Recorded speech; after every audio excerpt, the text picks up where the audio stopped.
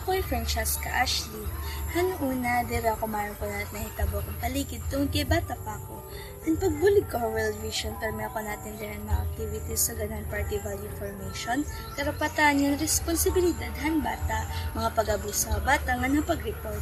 Tungod hini, nahibaro ako maging responsable nga tao, nahibaro gyapa ko han mga isyon, mga bata nga na-experiencean, tapos nakapagpaangbit ako han mga rekomendasyon nga pwede buhaton para han mga naitungdan.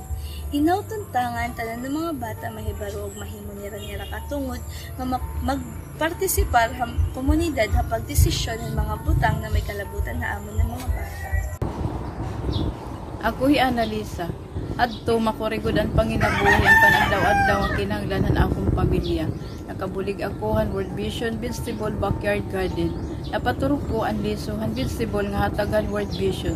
Tungod hini natagang ko anak mga anakin masustansya nga pagkaon.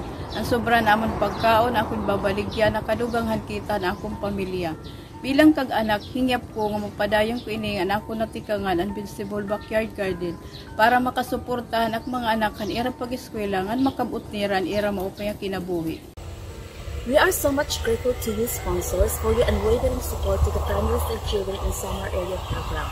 548 non-readers were assessed and given appropriate intervention through the Catch-Up Friday learning sessions in school. For our ongoing year, the AP will continue to provide more livelihood opportunities to sustain the family capacities.